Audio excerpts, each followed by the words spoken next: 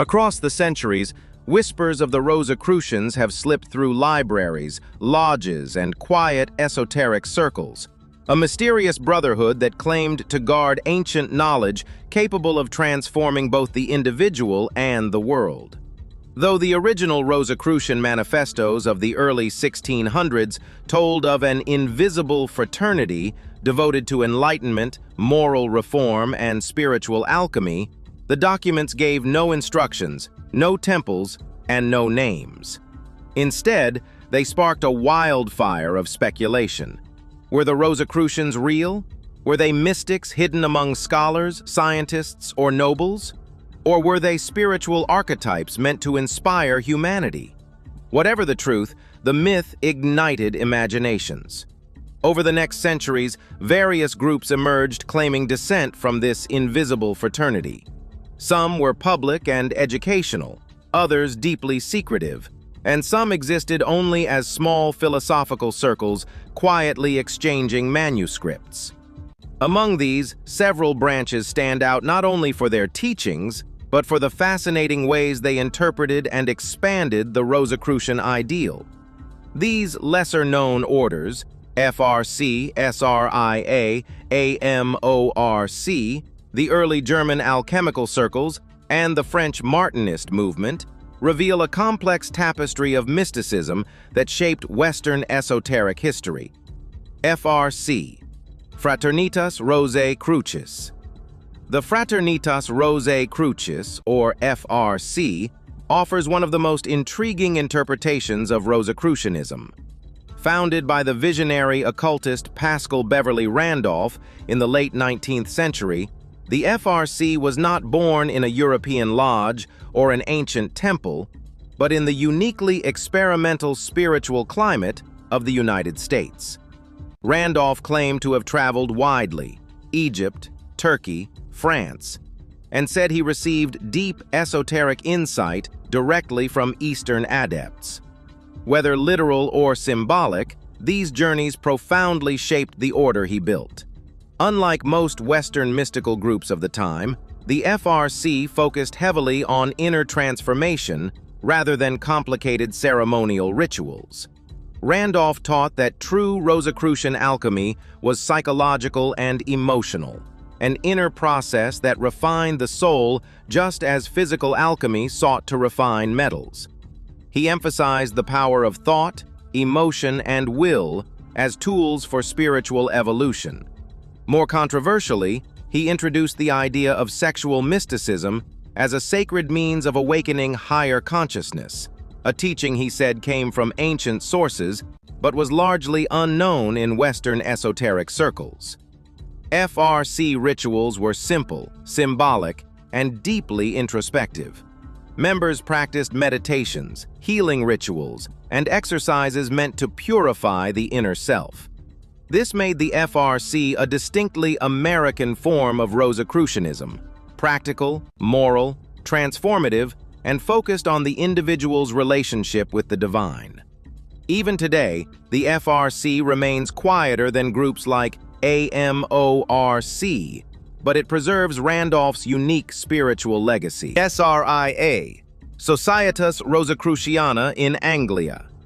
If the FRC represents an American flowering of Rosicrucian thought, the Societas Rosicruciana in Anglia, SRIA, represents the English scholarly version, structured, intellectual, and closely linked to Freemasonry. Founded in 1867 by Robert Wentworth Little, SRIA was designed not as a public mystery school, but as an elite study fraternity. Membership was restricted to Master Masons, giving the group a selective and somewhat aristocratic air. The SRIA emphasized education rather than occult experimentation. Members met in colleges, where they presented papers on alchemy, Hermetic philosophy, Kabbalah, and Christian mysticism.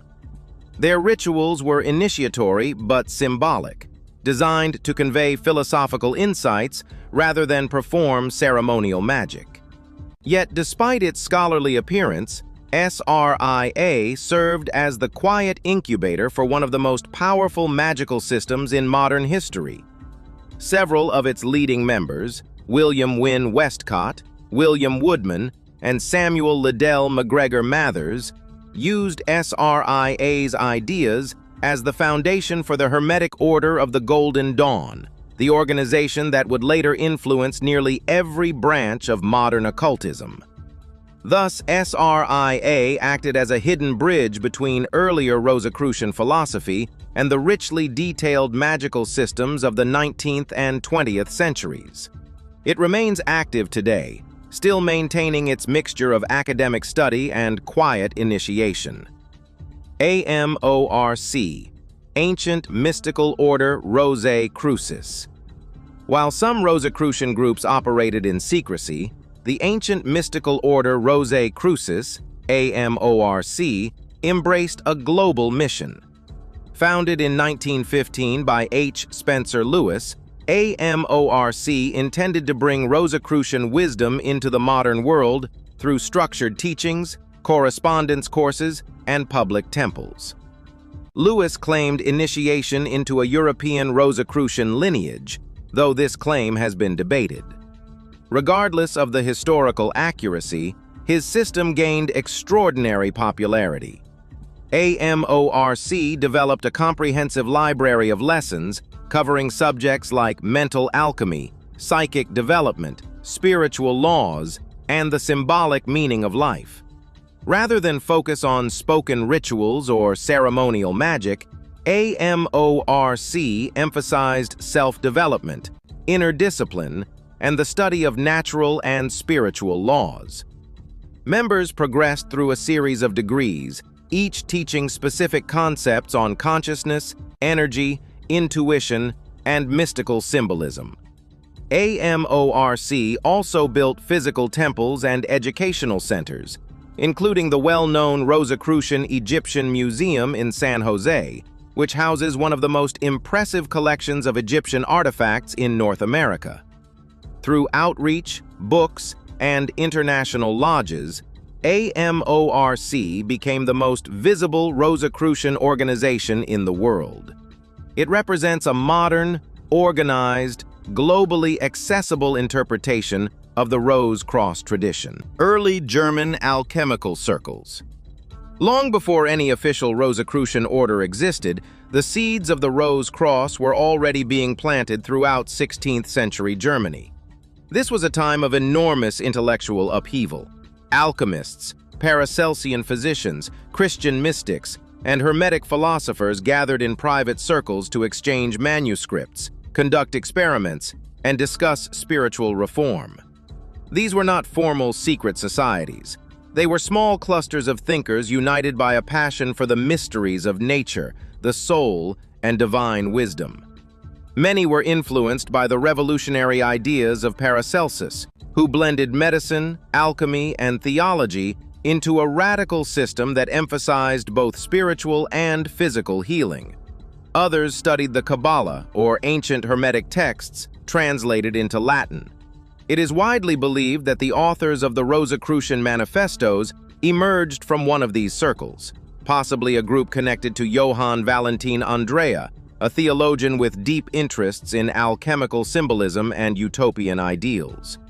The manifestos themselves speak the language of these circles: transformation, hidden wisdom, universal reform, and the belief that divine knowledge could reshape society.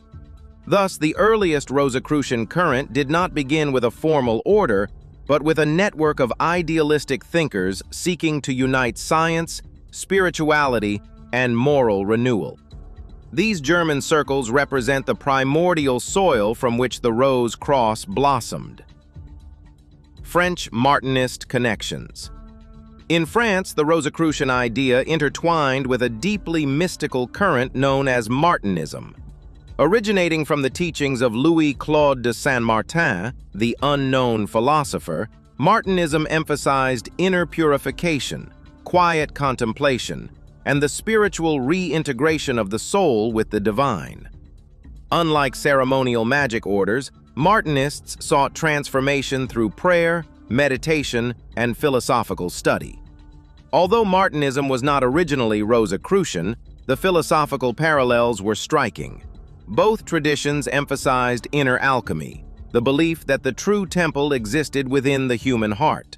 Both saw the fall of humanity as a spiritual loss that could be reversed through inner work. And both viewed Christ not only as a religious figure, but as a symbol of spiritual rebirth and cosmic harmony.